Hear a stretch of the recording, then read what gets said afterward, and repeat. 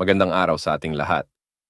Sa mga viewers ngayon, humihiling po ako ng suporta bilang pag-like and share ng videong ito. At panoorin na rin ang mga YouTube ads.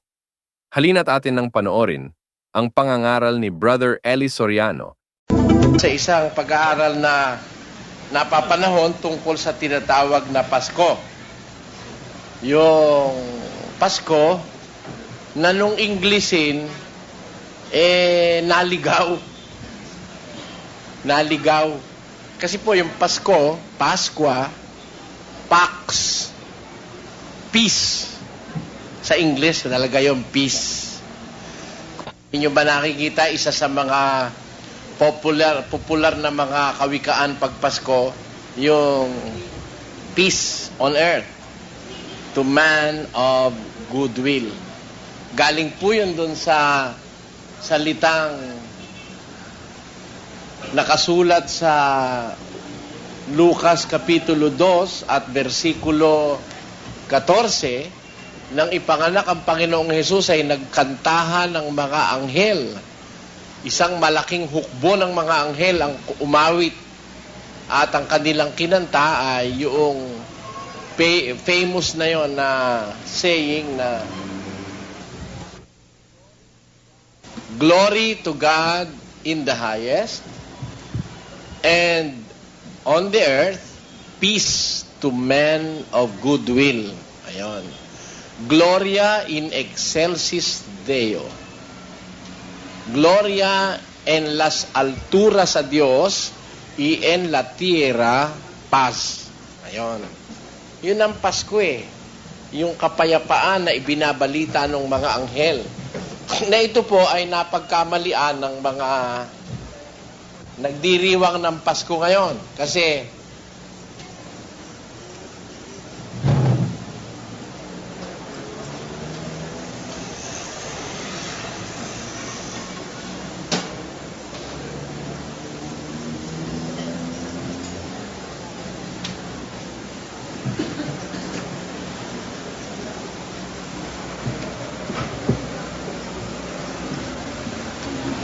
diyan po nang galing yung salitang Pasko, Pasko.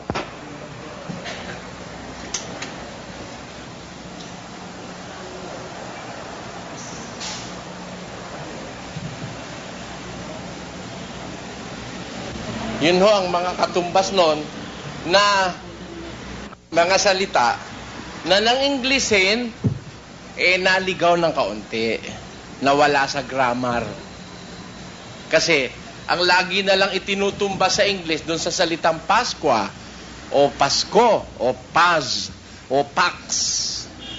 Ang itinutumbas dyan, pagka sa English ay Christmas. Hindi ba? Eto. Pakisulat. Yan.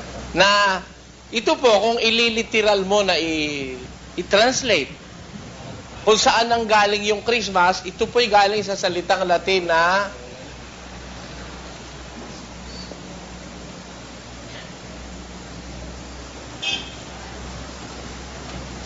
or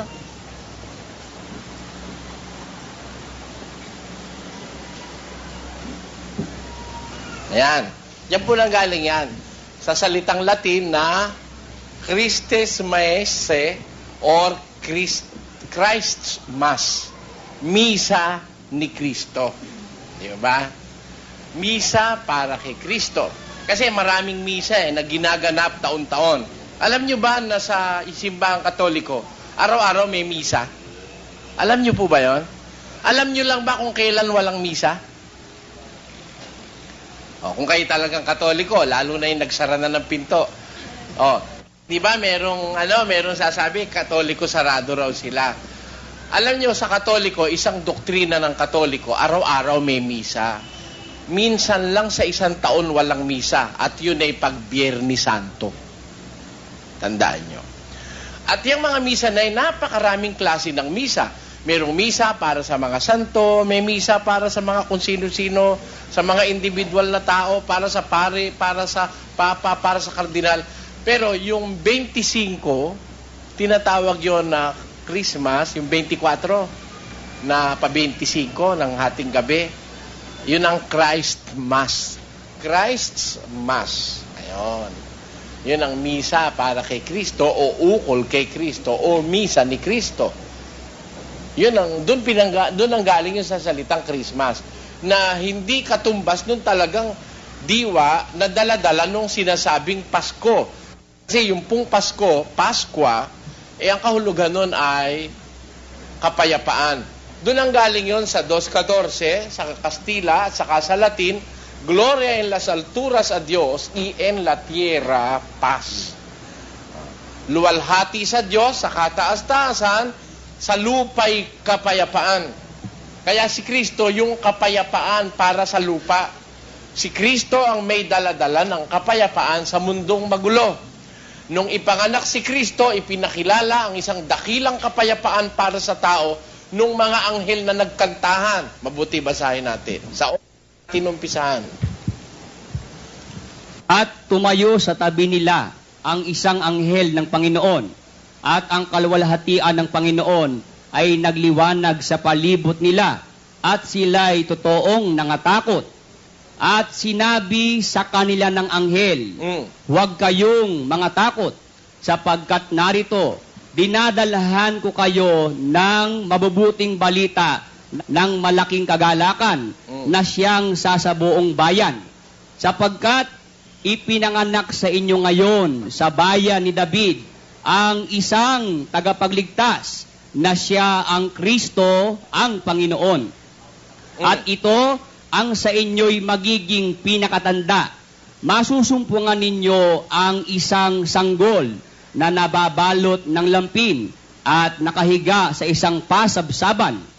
At biglang nakisama sa anghel ang isang karamihang hukbo ng langit na nangagpupuri sa Diyos at nangagsasabi, luwalhati sa Diyos sa kataas-taasan at sa lupa'y kapayapaan sa mga taong kinalulugdan niya. Ayun, sa lupa'y kapayapaan. Luwalhati sa Diyos sa kataas-taasan. Gloria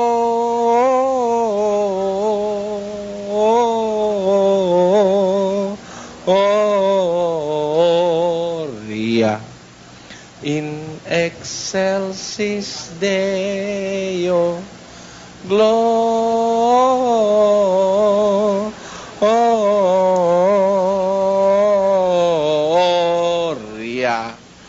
in excelsis Deo.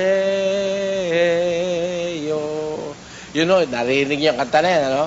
Doon galing yan doon sa 2.14 ng Lucas, na nung ipanganak si Kristo, nagkantahan yung malaking hukbo ng mga anghel sa langit, na nagpupuri sa Diyos at nagsasabi, luwalhati sa Diyos sa kataas-taasan, sa lupa ay kapayapaan, and peace on earth to men of goodwill, sa mga taong nakalulugod sa Diyos.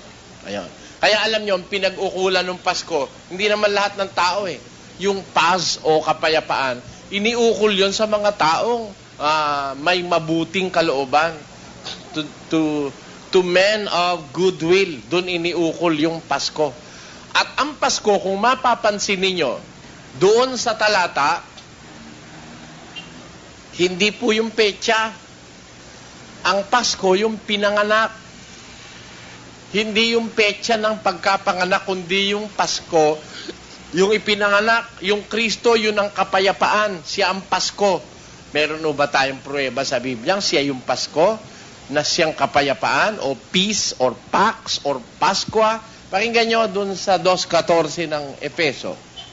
Sapagkat siya ang ating kapayapaan, na kanyang pinag-isa ang dalawa, at iginiba ang pader na nasa gitna na nagpapahiwalay. Yan. Siya ang wika, ang ating kapayapaan, ang sabi ng apostol na si Pablo. Ang kapayapaan o Pasko ng mga Kristiyano, walang iba kundi ang ating Panginoong Jesucristo. Siya ang ating kapayapaan. Siya yung Pas. Siya yung Paskwa. Siya ang Pasko. Kaya hindi ho yung peche. Alam niyo po ba kung bakit kami tutol na ang Pasko'y 25? Hindi kami tutol na may Pasko eh. It is a very great idea to have peace on earth. And we are not against it. But we are against the teachings of the Catholic Church that Jesus Christ was born on a December 25, some 2,000 years ago. Hindi po totoo yun. Hindi po totoo yun. Hindi pwedeng ipanganak si Kristo ng December 25. Why? For the simple reason that Jesus Christ was born, according to the information being provided for by Luke, one of the evangelists in the Bible, na si Kristo ipinanganak ng isang gabi na yung mga tupa nanginginain. May mga pastor doon, nanginginain sa bukid. Tapos, ipinanganak nga siya sa pasabsaban eh. Ibig sabihin, bakante yung pasabsaban. Ha? Walang mga hayop sa koral, di ba? Yung pasabsaban, nasa koral yun, ano? Pagka yung mga hayop nasa koral, nilalagyan ng damo yung pasabsaban para makain ng mga hayop. Eh sa tiempong ito, walang mga hayop sa koral. Ang mga hayop nasa bukid. Tapos yung pasabsaban is empty. Kaya si Kristo ngayon, dun inilagay sa pasabsaban. Ano mga kapatid? Tapos, asan yung mga hayop? Nasa labas, kumakain ng damo. Eh pagka Disyembre, yelo na. Kaya wala nang damo ron. At wala naman akong nakita sa encyclopedia, kahit saan encyclopedia, na may mga tupa na kumakain ng yelo. Wala akong nakita, no? Kaya nga, kayo rin mismo saksi na talagang may yelo pag Pasko eh. Ha? Sa Bethlehem. Di ba yung kinakantakanta na pag may Christmas tree nilalagyan mo ng mga bulak, ano? Yung bulak symbolic of yellow or snow. I'm dreaming of a white Christmas with every Christmas card I write. Ayun. Bakit white Christmas? Kasi talagang doon sa pinagpanganakan kay Kristo, maputi ron, yelo, may niebe. May snow. Hindi pwedeng siya ipanganak ng 25 ng Disyembre. Alam nyo ba kung bakit nagkaroon ng panganganak na 25 ng Disyembre? Yan ho'y napagtibayan lang sa Church in Rome. Pinagtibayan ng Iglesia ng Roma noong mga taong year 330 AD. Ibig sabihin, 300 taon nang nakapanhik sa langit si Kristo nang lagyan nila yan ng petsang 25 de Disyembre. At ito po isang ayon sa Catholic Encyclopedia o sa Compton's Encyclopedia, volume 5, page 403. Na yan ay nag-umpisa lang that practice started celebrating Christmas on December 25, more or less on the year 330 AD. Yan ang kasaysayan. Alam niyo kung bakit nagkaganon? Kasi ang unang-una, pinagdiriwang, wala kasing petsa sa Biblia, no? Sa Biblia, basahin yung buo. Walang petsa. Hindi nilagay yung petsa ng pagkapanganak ni Jesus. Sipin nyo, ha? Such a very important date, hindi nilagay sa Biblia. Naniniwala ba kayo ang Biblia particular sa petsa? Naniniwala po kayo, mga kapatid? If you're going to read the Bible and if you're studying the Bible is very particular about dates. Pati nga yung hula niya, eksakto kung matupad sa petsa. Atin nyo, ha? Nung ang Jerusalem ay salakayin ni General Tito na magiba ang Jerusalem, naganap ito sa petsang ganito. Sa Daniel. Nang unang taon ng kanyang paghahari, akong si Daniel ay nakaunawa sa pamamagitan ng mga aklat ng bilang ng mga taon na sinalita ng Panginoon kay Jeremias na propeta dahil sa pagkaganap ng pagkasira ng Jerusalem. Kailan? 70 taon. 70 taon, 70 AD. Kaya kahit tignan mo sa history, talagang sinalakay ng pwersa ni General Tito ang Jerusalem, sinira 70 AD. At alam niyo po ba na hindi lang yun ang petsa na particular na ibinigay ng Biblia? Marami pong mga petsang ibinibigay ang Biblia. Meron pang eksakto sa araw eh. Ano? 12 dun sa Daniel pa rin, mapalad yung naghihintay at datna ng 1,200. Mapalad siyang naghihintay at datnin ng 1,300 at 35 araw. 1,335 days. Ano? Ayan. Tingnan nyo, kaya ang Biblia, particular sa pecha yan eh. Nung unang taon ng, sabi, sa Exodo 12. Ang buwang ito'y magiging sa inyo'y pasimula ng mga buwan. Siyang magiging unang buwan ng taon sa inyo. Tingnan nyo, ang Diyos particular sa pecha, no? Pero mag-iisip ka eh. Yung pagkapanganak kay Kristo, hindi hinulaan ng eksaktong petsa. At nung maganap na yung pagkapanganak, hindi inirecord ng 4 na ebanghelista na nagsulat tungkol sa buong buhay ni Jesus, yung petsa ng kanyang pagkapanganak.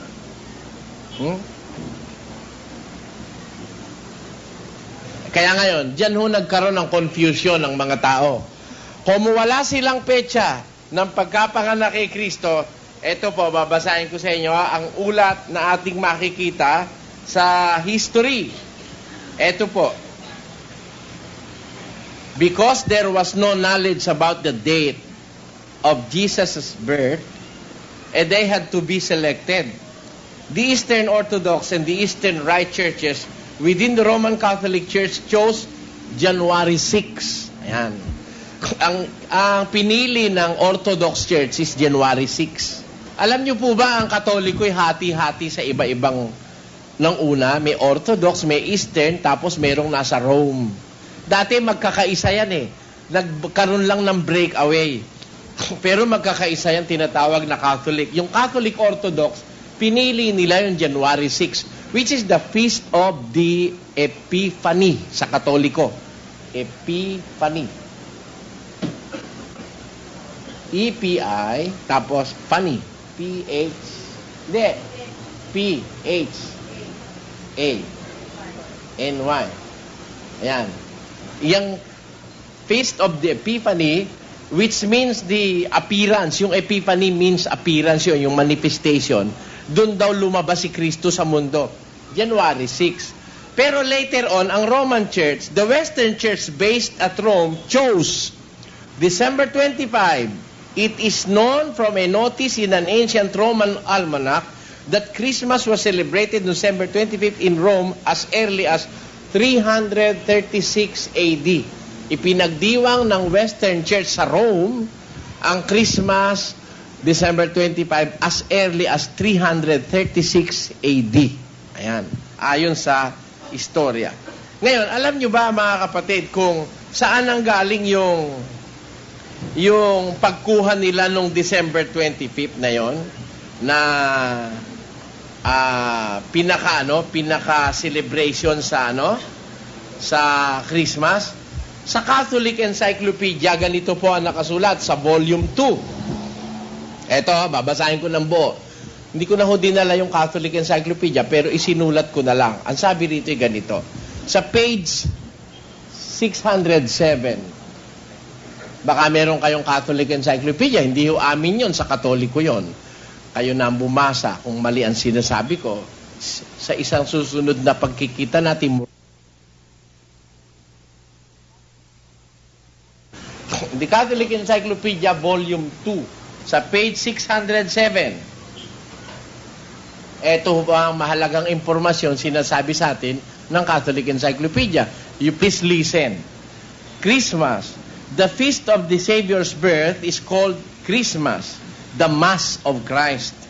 It is celebrated on 25 December and is one of the main feasts of the liturgical year.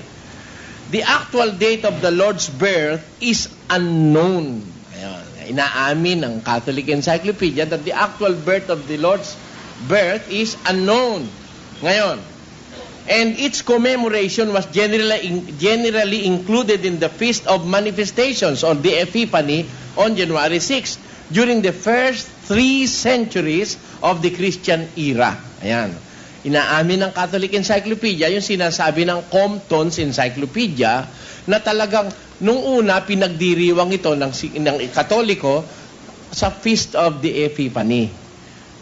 Until 336 AD. Ngayon, ano nangyari?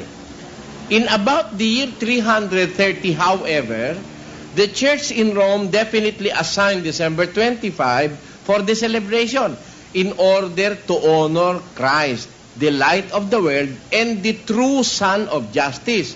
This was the day which has been dedicated in pagan Rome to the feast of the sun god and had been called birthday of the unconquered sun.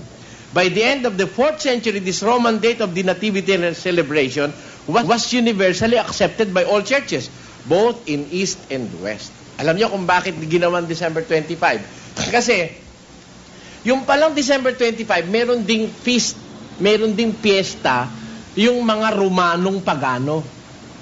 Alam nyo kung ano pinagdiriwang ng paganong Romano dun sa 25 ng Disyembre. Ang pinagdiriwang nila nun, yung Feast of the Unconquered Sun. Akong tagtagurian yan ay tinatawag na equal Saturnalia. Ayun. Yan ang Saturnalia na ipinagdiriwang ng paganong Romano. Ngayon, sa kagustuhan ng mga Katoliko Romano naman, na meron din silang ipagdiwang sa araw na yon, isinabay nila yung pagdiriwang ng birthday ni Kristo sa birthday naman nung Diyos-Diyosa ng mga paganong Romano. Hindi kaya kayo kinikilabutan, mga kapatid? Na yung pagdiriwang mo sa anak ng tunay na Diyos, kasabay ng pagdiriwang dun sa isang Diyos-Diyosa ng mga Romano. Yun ang ideya kung bakit ginawang 25 yan. Samantalang, nung nakakaraang mga panahon, bago dumating yung 336 AD, pinagdiriwan yan ng January 6. Ngayon, after 4 centuries, on the 4th century of the Christian era, natanggap yan ang lahat ng mga churches sa buong mundo. Pati na yung mga dating mga Orthodox, tanggap na rin nila na 25 na ng Disyembre. Nahawa na silang lahat. Kasi alam nyo, hindi naman ang Pasko yung peche. Ang Pasko yung ipinanganak, yun ang kapayapaan natin, yung Kristo. Siya ang ating kapayapaan. Hindi naman sinabing, ang kapanganakan niya ang ating kapayapaan. No. But He is our peace. Siya ang ating kapayapaan. Si Kristo mismo yung Pasko eh. Kaya, hindi mahalaga yung pecha. Ngayon, tatanungin natin, ba't kaya Diyos, sa dinami-dami ng petsa sa Biblia, yung pagkapanganak ng anak mo'y walang petsa. Di tanungin natin ng Diyos kung bakit walang petsa. Ba't di niya pinalagay ang petsa? Totoo namang ipinanganak. Pakinggan niyo kung ano ang dahilan. Mika 5:2. Ganito ating mababasa. Ngunit ikaw, Bethlehem, Ephrata, na maliit, upang lumagay sa libo-libo ng Huda, mula sa iyo ay lalabas sa akin ang isa na magpupuno sa Israel, na ang pinagbuhatan niya ay mula ng una, mula ng walang hanggan. Ayun. Yung lalabas sa Israel, yun nga yung Kristo, ang pinagbuhatan niya mula ng una, mula ng walang hanggan. He is from everlasting. Paano mo pepetsahan yun? Everlasting pala yun. May petsa ba yung eternity? Because He belongs to eternity and He is from everlasting. Kaya hindi pinalagay ng Diyos ang petsa. Kasi lalabas, si Kristo ngayon, magdadalawang taon na. Si Kristo. Hindi pa pinanganganak ang mundo, may Kristo na eh. Paano mo sasabihin ngayon 2,000 years lang si Kristo? Kagaya ng paniwala ng Iglesia ni Kristo, kailan nag-umpisang magkaroon ng Kristo? Babasa. Nakita si Maria na kanyang ina nagdadalang tao. Ano ang dinadala? Tao! Ano si Kristo? Tao! Ayun. Doon lang daw nag-umpisa si Kristo nang ipagdalang tao ni Maria. Mali. Kasi sabi sa Biblia, ang pinanggalingan niya, buhat ng una, buhat ng walang hanggan. He came from everlasting. Paano lalagyan ng petsa? Kaya hindi nga ipinalagay ng Diyos yung petsa. Bakit? It will be contrary to the truth. Hindi totoo yun na si Kristo ipinanganak ng ganon. Kasi talaga siyang ipinanganak na nung pang walang petsa. Wala pang mundo, wala pang kalendaryo mundo. Pinanganak na siya ng Ama. Oh.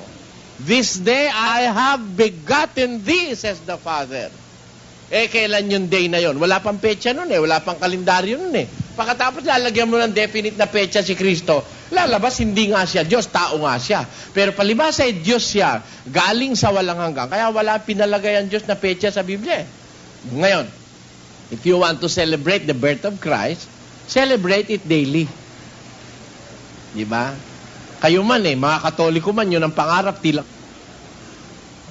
Ang pag-ibig, pag siyang naghari, araw-araw ay magiging Pasko lagi. Sana araw-araw ay Pasko. Meron mga ganong kante. Kaya nga nangangarap silang araw-araw sana Pasko Di ba? Meron ganun mga tao, araw-araw gusto nila may kapayapaan, araw-araw gusto nila nagmamahalan, araw-araw nagbibigayan, di lang nila magawa. Kaya nga, ginagawa na lang nila minsan sa isang taon. Which is contrary to biblical truth and doctrines. Kasi, ang Pasko, mga kapatid, ay hindi naman isang araw lang dapat meron tayong kapayapaan We must have Christ in us every day of the year. Pakinggan nyo. Lucas 9:23. Pakinggan nyo, sinasabi ni Kristo.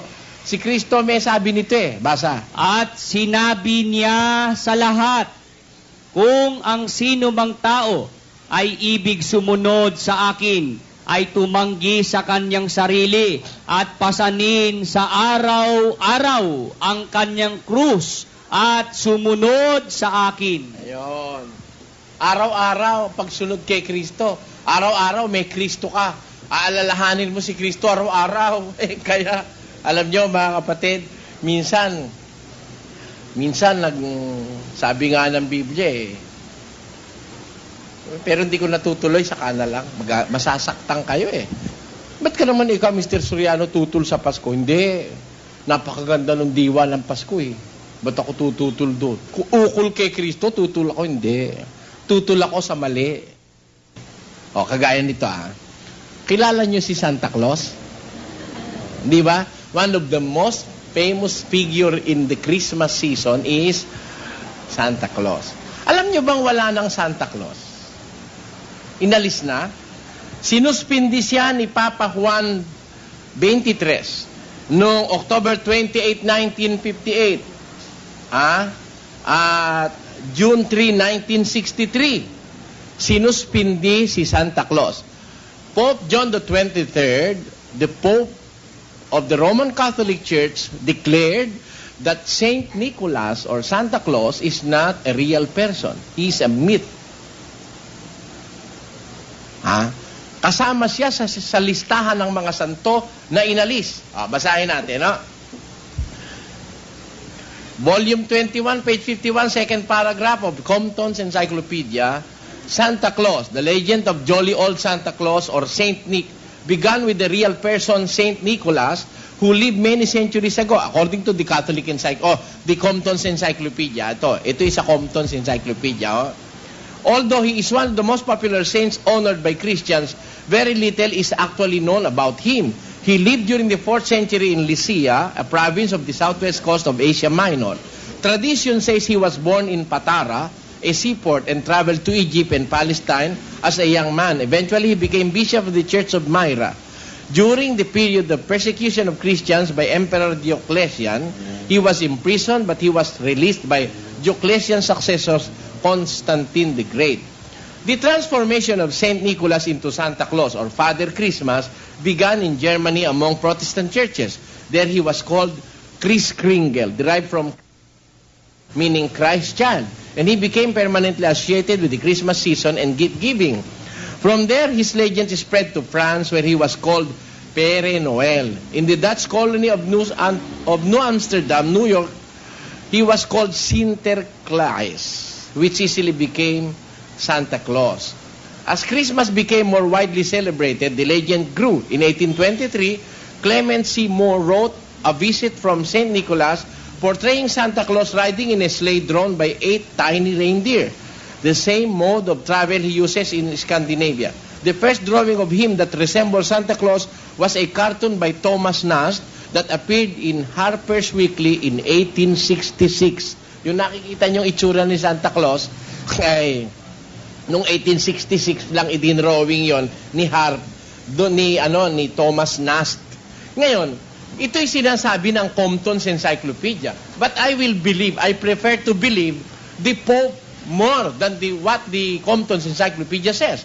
And the Pope in Rome, on October 28, 1958, natatandaan ko ito, na-publish ito sa mga periodiko, taon na kasi ko noon 1958. Na-publish ito sa Manila Times, sinuspindi ang mahigit sa 200 santo. Isa ron si San Nicolas. Isa pa ron si Saint Valentine, kung alam nyo, yung 14 ng Pebrero. Inalis din. At yun daw mga santo na hindi naman umiral, sabi ng Papa sa Roma, Pope John the 23rd. On October 28 and on June 3, 1963, suspended Santa Claus. Inalis niya sa listahan ng mga santo. Dahil hindi raw totoo at hindi raw umiral. Naintindihan niyo ba mga kapatid? Kaya meron tayong kinakanta-kanta ngayon na hindi naman related sa katotohanan, mga myth, mga legend, mga alamat na hindi totoong nangyari. I saw Mommy kissing Santa Claus underneath the mistletoe last night. He didn't see me peep down the stairs to heaven.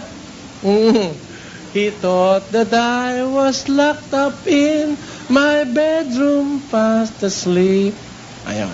Then I saw Mommy tickle Santa Claus. Nakalimutan ko na. Ayan. Biro mo, dumami din ng dumami, nagkasunod-sunod puro lang pala imbento yan, di totoo. Oh. Yun namang may reindeer, ang umimbento naman si Clement Moore. Si Clement C. Moore, A Visit of St. Nicholas, portraying Santa Claus riding in a sleigh drawn by 8 tiny reindeer. Kaya ka, meron ka makikita, merong sleigh, At doon pati si Rudolph na popular. Rudolph the red-nosed reindeer have a very shiny nose, and if you ever saw it, you would even say it glows. All of the other reindeers used to laugh and call him names. They never let poor Rudolph join in any reindeer game. Then one foggy Christmas Eve, Santa came to say, Rudolph, with your nose so bright, won't you guide my sleigh tonight? Then how the reindeers loved him as they shouted out with glee, Rudolph the red-nosed reindeer, you'll go down in history. Biro mo, oo nga naman, no?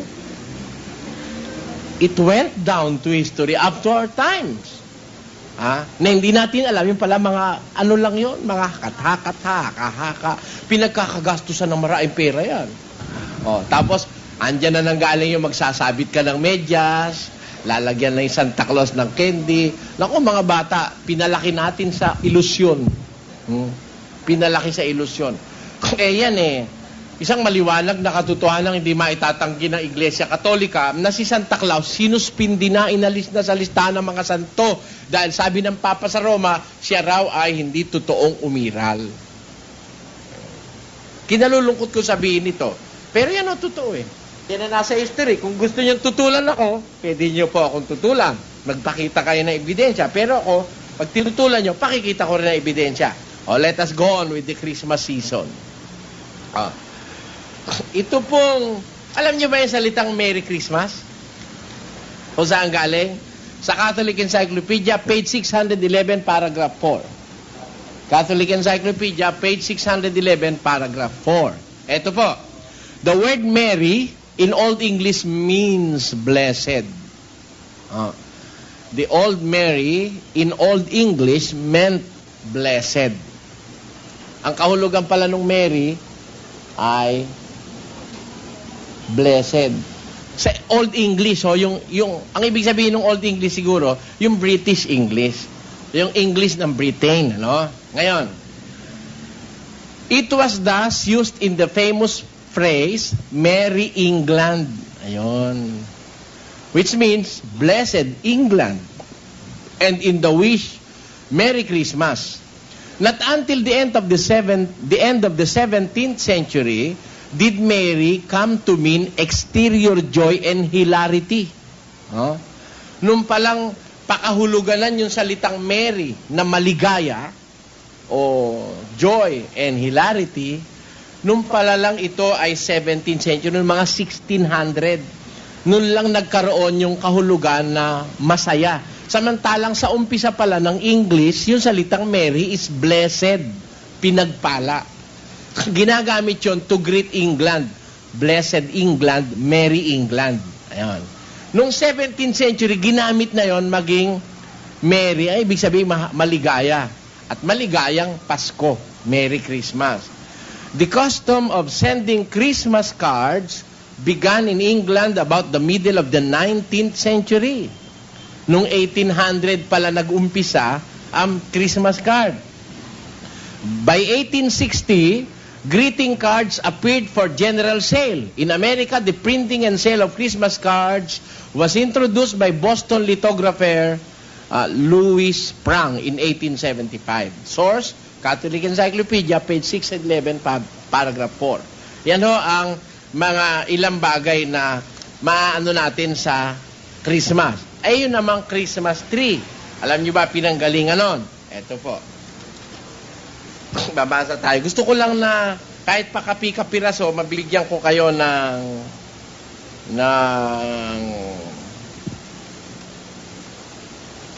insight sa pinanggalingan niya, mga pinagagagawa natin ngayon. Naku, laking gastos niyan. Eto basahin ko sa inyo. Trees and decoration. Ancient pre-Christian winter festivals used greenery, lights, and fires to symbolize life and warmth in the midst of cold and darkness. Yung pre-Christian winter festival, yun hong wala pang Kristyanismo, bago pa ipanganak ang Panginoong Hesus. Pagka pala malamig, yung mga pagano nung araw, nagkakaroon sila ng festival na naglalagay sila ng greenery. Sa gitna ng sila'y nakalubog sa yelo, nagkakaroon sila ng parang festival o kasayahan na naglalagay sila ng mga greens. Alam niyo ang kahulugan ng greens kung bakit nila ginagamit? Eto, the use of evergreens and wreaths as symbol of life was an ancient custom of the Egyptians, the Chinese, and Hebrews, among other peoples. Tree worship was a common feature of religion among the Teutonic and Scandinavian people of Northern Europe before their conversion to Christianity. Yung palang paggamit ng mga evergreens, yung mga bulaklak, yung mga berde, kung ano-ano mga simbolo, yan pala ay kaugalian bago pa dumating si Kristo nung mga Ehipsyo at nung mga Chinese and Hebrew people, ang sabi. Ngayon, they decorated houses and barns with evergreen at the year to scare away demons. Ayun. Kaya pala sinaglalagay ng mga berde, kung ano-anong mga bulaklak pagka may pag winter na, yung yung mayelo na, para yung mga demonyo raw palayasin. Ayun. To scare away demons. And they often set up trees for the birds in winter. Ayun. Naglalagay sila ng mga evergreen saka mga tree para yung mga ibon ma-invite nila winter birds. Ayun. Ngayon, tuloy po natin. For these Northern Europeans, this winter celebration was the happiest time of the year because it signified that the shortest day of the year, about December 21, had passed. They knew that the days would start to get longer and brighter. Alam nyo kasi, pag magpapasko talaga, di ba mas mahaba yung gabi sa araw, ano? Ngayon, pagkalampas nung December 21, papunta na sa December 25, humahaba na uli ang araw kaysa sa gabi. Hindi nyo ba napansin ngayon, alas 5:30 pa lang madilim na? Pero pagdating ng 21 niyan, babalik yan. Mga alas 6 bago dumilim o alas 6 pasado. Kuminsan nga mag-aalas 7 na maliwanag pa eh. Ayun, natutuwa sila. Yun daw ay, kasi, komo nga naman malungkot pagka may yelo, ano? Tapos mahaba pa ang gabi, lalo ka malungkot. Kaya sumasaya sila dahil nakikita nila yung happiest day of the years, yung mahaba ang araw. Pagdating nung Christmas, nung 21, paglagpas nun. Papunta na ng 25 yon. They knew the days would start to get longer and brighter. The month during which this festival took place was named Jol. Yung palang festivities na yon ng mga unang tao bago pa magpanganak si Kristo. Yung pala kung tawagin yung kanilang festival na yon, yun sa month of Jol. Spelled J-O-L. Capital J-O-L. Jol. Ayan. Yun ang buwan nung pagdiriwang nila nung mahabang araw. Nagsasaya sila, naglalagay sila ng mga puno, mga evergreens, mga bulaklak, naglalagay sila. Kaya nakikita nyo ngayon, meron tayong mga Christmas tree, mga kulay berde, no? Tapos alagyan nga lang ng puti eh. Tapos meron din mga wreaths, yung bang mga bulaklak. Meron din yan eh, pagka may Pasko eh. Yan pala, nung wala pa yung Kristo, nung araw pa, pinagdiriwang na yan, nung mga pagano, yan eh ginaganap sa buwan ng Jol. Jol. From which, please take note, from which the word Yule is derived. Doon pala nang galing yung Yule. Yan. At yan naman ang galing yung Yuletide season, which coincides with the Christmas of the Christians. Tanyo, yung palang pinanggalingan niya mga kung ano-ano yan, galing sa pagano, sa mga hindi naniniwala sa tunay na Diyos. Ayan, ang dapat niyong maintindihan. Yule has come to mean Christmas in some countries today. Yule galing sa Jol. Jol yun eh. Kung i-pronounce nila yun, Yol. Ayan. Yung Jol, kung pronounce nila, Yol. Kaya doon ang galing ngayon yung Yule na ginagamit naman sa Christmas season sa mga countries of today. Kaya may Yuletide silang terminolohiyang ginagamit. Yan ay mga ilan sa mga impormasyon na mababasa natin. Ngayon tuloy natin. The modern Christmas trees seem to have originated in Germany during the Middle Ages. Sa Germany pala galang yan eh, during the Middle Ages. A main prop in a medieval play about Adam and Eve was a fire tree hung with apples called the paradise tree. Yung palang pinanggalingan ng Christmas tree, pag sa-celebrate ng mga Aliman, ng pag-ano nila kay Adan at saka kay Eva. Maglalagay sila ng isang puno, tapos sasabitan nila ng mansanas, at yun daw ang paradise tree, yung kinainan ni Eva at ni Adan. Ang sama pa, no? Yung palang pinanggalingan, yung palang puno ng paglabag ni Eva at ni Adan, ano? Kaya, bakit kinagat ni Adan ang mansanas ni Eva? Ayun, di ba? Meron tayong kanta, no? Doon pala galing yun, no? Yung Christmas tree, doon lang galing. Tapos, eto. It represented the Garden of Eden. German families set up a paradise tree in their homes on December 24, the feast day of Adam and Eve. Yung pala. Feast day pala ng Adam and Eve yun. Di pala yun ang feast day ni Kristo. Doon lang galing yon. On it, they hung wafers symbolizing the bread distributed at the celebration of the Holy Eucharist or Communion in churches. Because the Christmas holiday followed immediately, candles representing Christ as the light of the world were often added to the tree. Eventually, cookies and other sweets were hung instead of wafers. In the same room as the tree, Germans kept a Christmas pyramid made of wood with shelves to hold figurines. The pyramid was also decorated with evergreens, candles, and a star. By the 16th century, the pyramid and the paradise tree had merged and becoming the Christmas tree so popular today.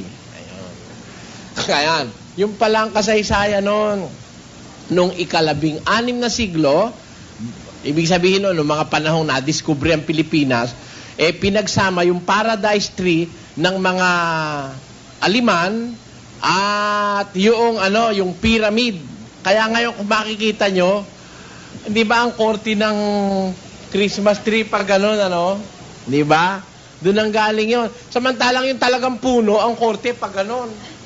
Di ba talagang puno naman ito, yung idea ng pyramid tree at saka yung idea ng paradise tree pinagsama noong 16th century, yun na ngayon ang popular na Christmas tree.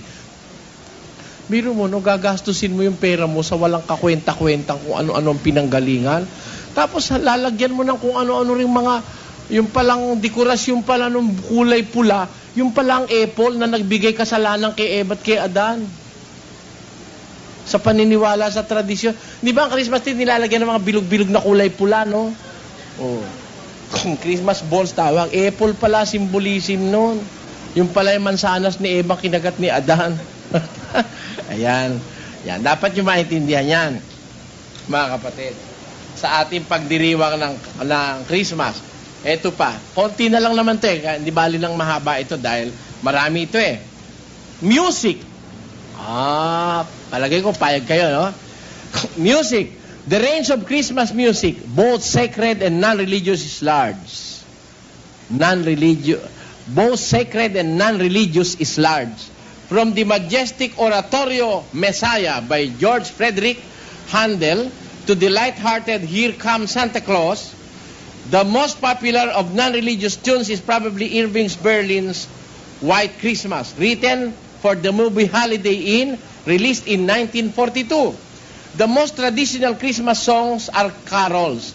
The word carol was associated with dance and open air. Ayan. Yung palang caroling, yung carol galing sa meron sayaw tapos open air. Ayan. It is associated with dance and open air. It later came to mean simply a joyful religious song. In France, the term is Noel. Yung palang carol, ang katumbas nun sa Francia, Noel. And in Britain, Noel. Spelled N-O-W-E-L-L. Ayan. Best known of modern carols is Silent Night, Holy Night, composed in Austria by Franz Gruber in the 19th century. Other popular carols include the First Noel, Hark the Herald Angel Sings, Away in a Manger, O Little Town of Bethlehem, and Joy to the World. The Lord is come, let earth receive her King. Ayon. Yan ang mga pinanggalingan naman niyang mga kanta-kanta sa Christmas. Yan pala, nag-umpisa lang noong 18th century, as far back as the 15th, 16th century, doon lang nag-umpisa yan. Kaya ang mga apostol, alam niyo ang mga apostol, walang caroling. Itong mga tinamaang born again ngayon, nakakaroling-caroling. Papadalang ka ng notice na kami magkakaroling, huwag kayong aalis. Pera yon. Naku, lalakas kumita ng pera pag magpapasko. Yang mga yan. At yun nga isang alagad nung taga Marikinang apostol ng pera. Di nagkakaroling sa amin, pinakulang ko ng video. Galit na galit yung babae. Wawasakin yung video camera namin. Ba't mukha ko wawasakin to? Ba't kayo kami kinukulan? Ba't kayo nasa daan? Ba't masama bang kunan yung daan? Natamaan sila ng camera. Galit na galit. Mata nyo? Panluloko lang yan Hindi mo alam kung saan galing yung caroling na yan Ha? Alam mo na ba, pinag-aralan mo ba yan? Ako, hindi ako tutol ng kanta-kanta, no? Pero para gamitin mo yung kanta, para magnegosyo ka, dahilanin mo pa ang Diyos. O mano po, ninang-ninong, kami na mamasko. Maganda na nga sana kung bata na lang no? Bata naman, katuwaan lang naman bigyan mo naman ano naman masama ron, di ba? Yun ang alam ng bata, di bigyan mo na, bagayan mo na yung alam niya. Kaya nga, Hindi ako naniniwala dyan sa mga born again. Ano? Ba't ako maniniwala yung mga kabila ninyang mga yan? Karamihan, hindi naman lahat. Bakit? Bakit kayo born again? One simple answer is, hindi kayo naniniwala sa Katoliko. Di ba? Kaya kayo nag-born again, lumayas kayo sa Katoliko. Tama, hindi? Kaya nga, tawag sa inyo nga, hindi na Katoliko, born again eh. For the simple and very simple reason that you do not believe the Catholic Church. Bakit yung pagkakakwartahan na galing sa Katoliko, daladala nyo? Di ba? Bakit? Pagkakakwartahan kasi eh. O, tatapat ka lang, kung mo alam nila, ang Katoliko, pagka Pasko, maraming pera at saka mapagbigay, tatapatan itong sa mga mapagsamantalang born again daw sila. Ha? Di ba kayo mga racketeers niyan? Sinasamantala yung kagandahan loob ng Katoliko. Kung totoong mali ang Katoliko, lumayas ka, huwag mong gagawin yung mali nila. Pero bakit pagkakakwartahan ginagawa mo? O di dapat mag-cruise ka na rin sa imahit, lumuhod ka na rin sa Diyos-Diyusan. O di ba? Bakit? Katoliko ka rin naman talaga eh. Yung pa rin ang daladala mo eh. Kaya lang, inalis mo yung Diyos-Diyusan dahil hindi yung pagkakakwartahan, di ba? Pero yung pagkakakwartahan, hindi mo maalis. O, tamo. Ano ibig sabihin? Mukhang kwarta ka. Ganun yun. O, magalit na kahit matuwa. Niloloko tayo mga pastor natin eh. Kung totoong nag-born again ka at umalis ka sa Katoliko dahil mali, bakit naman ikaw yung ugali ng Katoliko yung daladala mo? At sinasamantala mo pa ang Katoliko? Dahil alam mo nagbibigay sila, sinasamantala mo naman. Kaya yung mga taga-Marikina na yan, at yung galing sa Davao, isakaw ng pera yan. Matakaw yung galing sa Davao, kaya pati pangalan niya, ang tulog, abuloy eh, hindi ba? O, di ba? Nangangaroling din yan. Ha? Nangangaroling din yan. Sinasamantala rin ang kagandahan loob ng Katoliko. Kaya ako, sabi ko nga, nagbago ka pa ng relihiyon. Pumunta ka sa lalong mas masama ka pa. Di ba buti pa hindi ko lang nagbago? You have to change for the better, not for the worse. You are worse now. You are claiming to be born again, but you are worse. Bakit? You are hypocrites. Kunyari, umalis ka sa Katoliko, pero pagkakakwartahan mo, pupuntahan mo ang Katoliko at gagayahin mo uli. O, tamo. Di para kang aso na umalis sa suka, tapos bumalik, nilamon uli suka niya. Di ba ganun yan? Basa. Kung paano ang aso na bumabalik sa kanyang suka, gayon ang mangmang na umuulit ng kanyang kamangmangan. Tanyo? O, ano pinag-iwan mo dyan? Di ba ganyan ka? Yan ang mali. Kaya po ako tutol. Hindi ako tutol sa Pasko, ha? Tandaan nyo, hindi ako tutol sa Pasko. Kung yung birthday ng kahit na sinong kaibigan mo, inaalaala mo, di ba? Yung pakayang kay Kristo. Kaya lang wala kang araw eh. Di nilagay sa Biblia. Kaya ako, kung magpasko, araw-araw. Bakit, Mr. Soriano, araw-araw Pasko? Oo, wala lang kong pera. Pero kung may pera ako, talagang pakikita ko sa yung araw-araw ay Pasko. Araw-araw magsasanta Claus ako. Wala lang kong pera eh. Pero madalas. Madalas akong magbigay sa kapwa, sa bata. Ako nga, kung magbigay sa bata pag humingi sa akin pingin naman pong pambili ng tanghalian. Hindi ko bibigyan ng piso. Ano mabibili mong tanghalian sa piso? Toothpick man, baka kulangin yung piso mo eh. Di ba? Pag nagbigay ako, talaga makakatanghalian siya. Bibigyan ko ng 39, tipid meal na yun sa... Di ba? 39.50. Magagawa mo naman yun kahit hindi Pasko di ba? Kahit hindi araw nung Pasko nila. Kasi yung Pasko, hindi araw yon. Yung Pasko, si Kristo yon. Siya ang Pasko ng Kristiyano. Siya ang ating kapayapaan. And let us be with Him every day of our lives. Let us remember Him every day. Yan ang tunay na Pasko. Pero yung Paskong pinagdiriwang natin ngayon, kayo na ang bahalang mag-assess kung tama kayo dyan, kung hindi. Pero, di ko kayo pinipigil. Bahala kayo. Kumanta kayo kung gusto nyo kumanta. Maganda naman yung kumakante.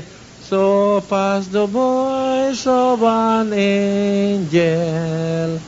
Kantayin mo. The first Noel, the angel did say. First Noel, ibig sabihin nun, yung first carol. At ang nag-first caroling daw, yung mga angel. At sinabi raw yung first Noel na yon sa was to certain poor shepherds in fields as they lay in fields where they lay in keeping their sheep On a cold winter night that was so deep. Mali! Shepherds in fields as they lay. On a cold winter night, sinong shepherd ang magtitiyaga doon sa gitna ng yelo kasama yung kanyang mga pastor noon. Kaya tama yung umpisa ng kanta pero mali na nung bandang huli kasi isinunod nila sa season. Kayon, in reality hindi tama. Kaya namali na pati kanta. Kaya yung We three kings of Orient are bearing gifts, we travel afar. Hills and mountains. Biro mo, sila raw na 3 hari ng silangan. May daladalang regalo at may dalang ginto. Ay, naglakbay ng mga hills and mountains, mga bundok, mga bundok-bundukin. Ba, sa loob-loob ko, napakamali nito. Biro mo, 3 silang hari, walang ayudante kahit isa. Sila-sila lang. Napakawalang utang na loob naman ng kaharian pinaghaharian itong mga haring. Ito hindi man lang nilagyan ng bodyguard, may mga daladalang mga mahahalagang bagay. Kasi hindi naman talaga nakasulat sa Biblia 3 hari. Ang nakasulat sa Biblia, wise men. Bahala na kayo magsuma-suma. Marami pa akong gustong sabihin, mga kapatid. Pero parang si Pablo nung araw, marami siyang gustong sabihin. Ang sinabi niya na lang ganito, Hebreo. Pakinggan niyo. At ano pa ang aking sasabihin? Sapagkat kukulangin ako ng panahon kung sasaysayin ko ang tungkol kay Gideon, kay Barak. Okay, tayo. Minsan, kinukulang tayo ng panahon.